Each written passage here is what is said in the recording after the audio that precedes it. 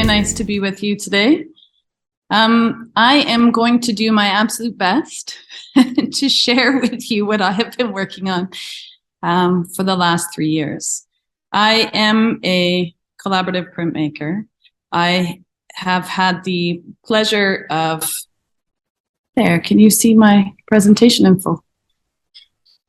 Oh, no, I can't hear you. Very well, thank you. I have had the absolute pleasure of,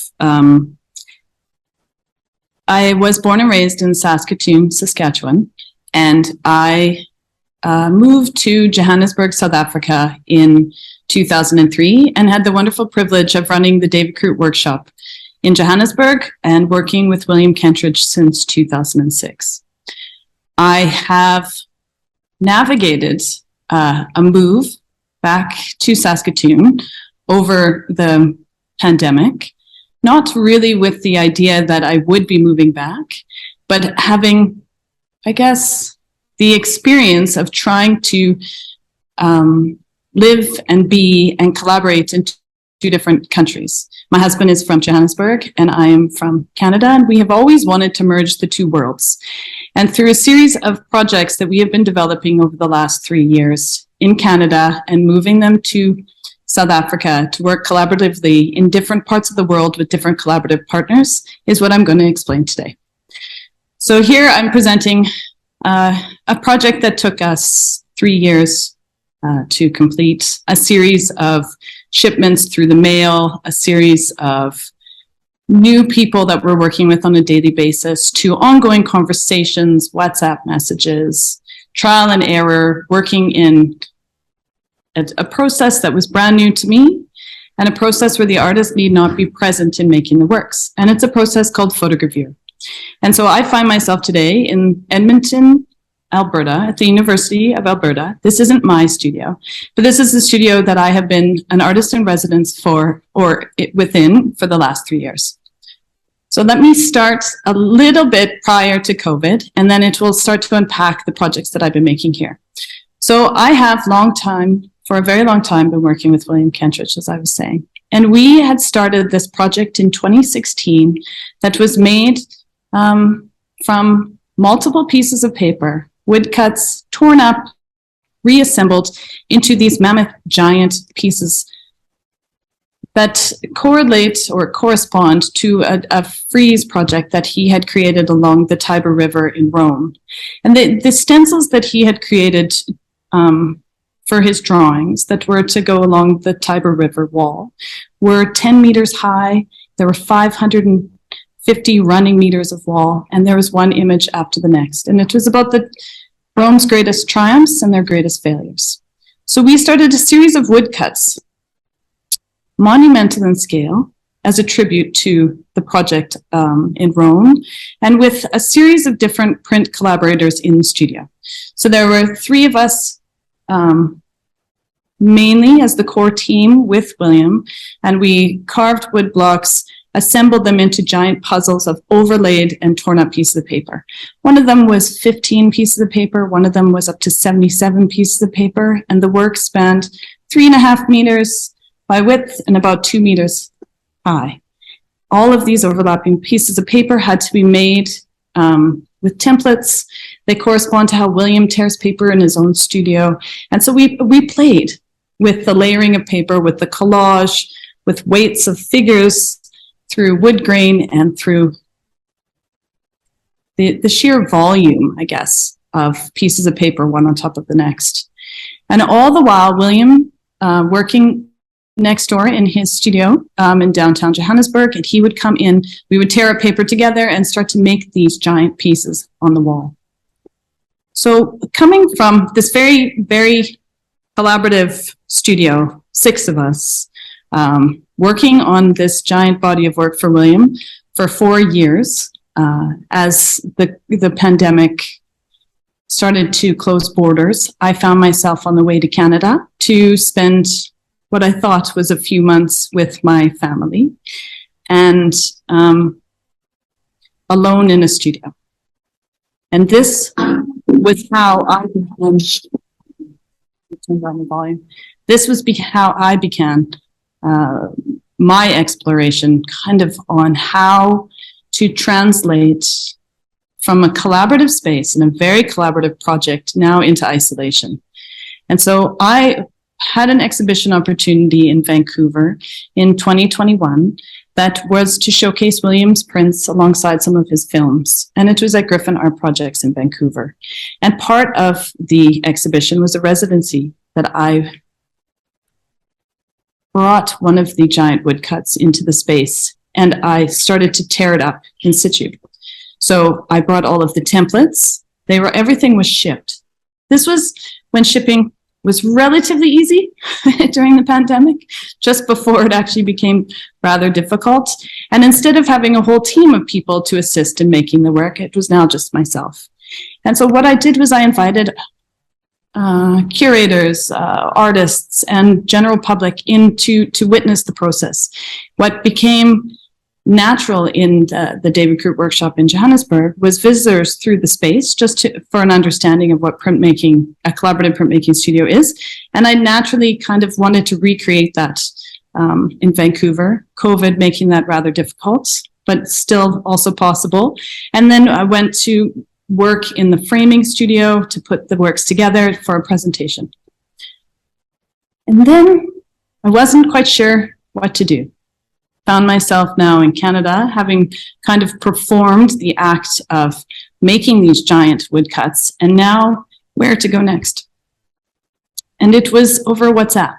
I found some of the most interesting conversations, and I guess the moments of sharing that were provided, conversations with people that you trust and you know and you understand. And so through a series of conversations, the woodcuts were still being editioned in Johannesburg up until the middle of 2021. So I taught one of my fellow printmakers how to cut and tear the paper in the right way with all the templates over WhatsApp. I had multiple conversations from this studio, University of Edmonton, also from a home studio in the basement of my house, and then also with William, and having these small moments, as you can see in the top right corner, of being able to witness a film series that he was beginning in Johannesburg.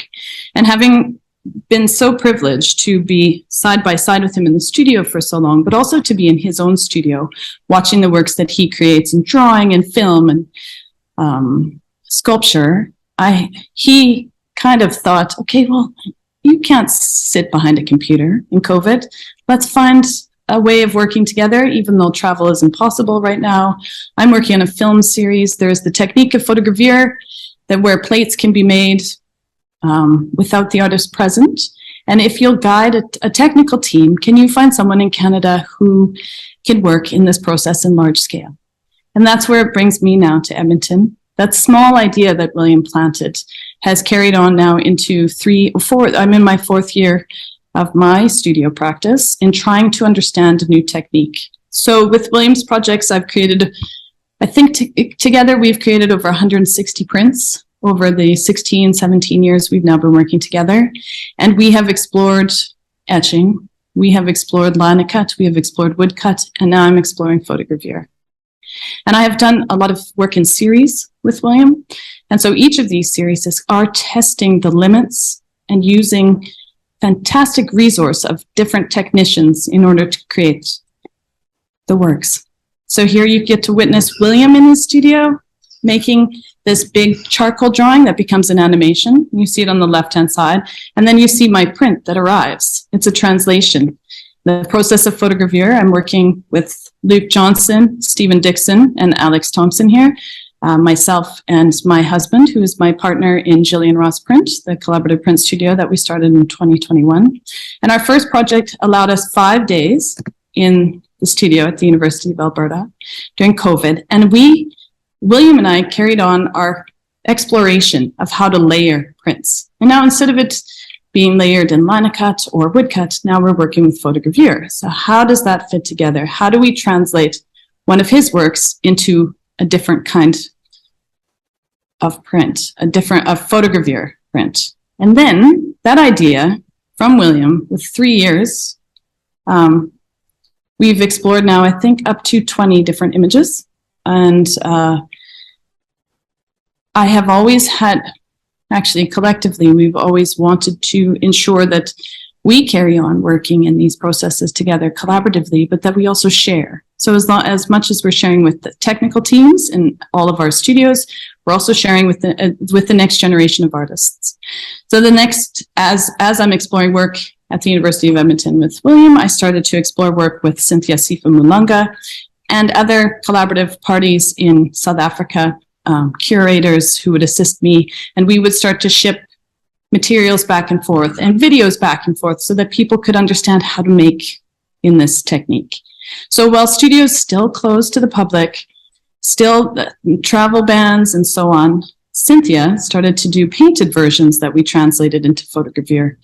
And photogravure is the translation of taking a photograph and being able to etch it into a copper plate. It's very laborious, very technical, but we wanted to explore it with as many people and share this opportunity of this technical team at the University of Edmonton or Alberta with South African artists. So we started to explore with works with Poulain Mongale, and we are auditioning them in multiple studios at the time. COVID made it flexible to a point. Travel wasn't very easy, but possible.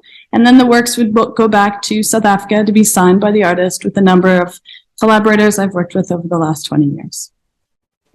And then through this process, William originally said to me, could you make a very large piece that's 2 by 2 meters wide? And I said, okay, sure.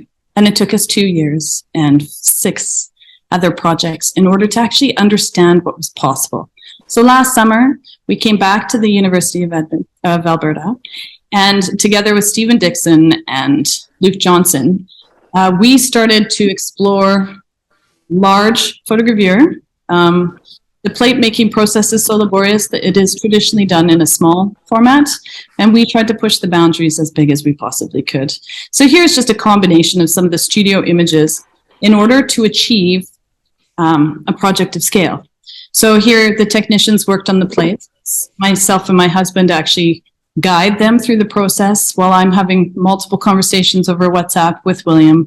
And also I have a fluidity of controls, I guess, in a sense, but also in an understanding of how William would like to see some of the plates being made. So I guide the technical team here, and we problem solve all the way along to be able to ship the work. So I believe we shipped 27 copper plates from the University of Alberta to Johannesburg to then work with the team at David Crute Workshop last year for 6 weeks to be able to explore a number of plates that William created in drawing as well as photogravure, and to allow him now the chance to respond to a technical work and to add everything he could possibly add into the creation of the art piece.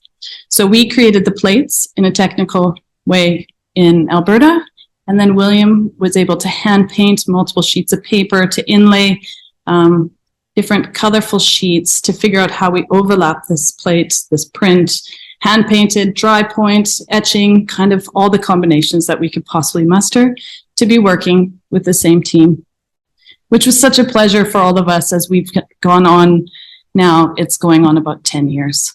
So each of us is a natural extension to a conversation that we've already had because we've all been working so well and so easily through a number of years and then through a number of projects.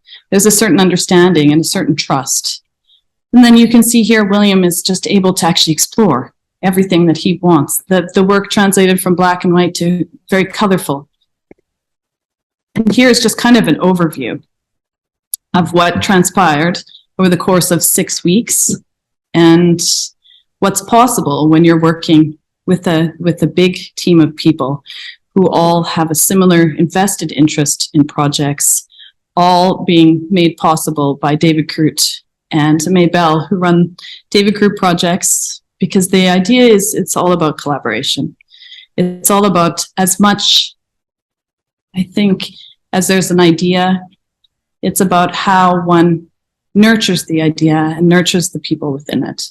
And COVID made it very difficult for a number of people to be able to navigate.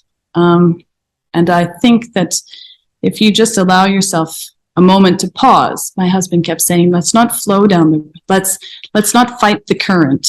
Let's flow down the river and let's find a wonderful idea. And what we did is we began a process that we weren't sure how it was going to end up.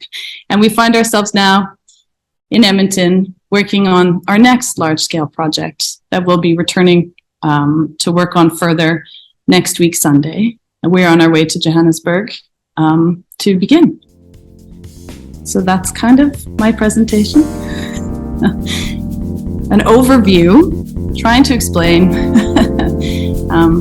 I guess, what's possible.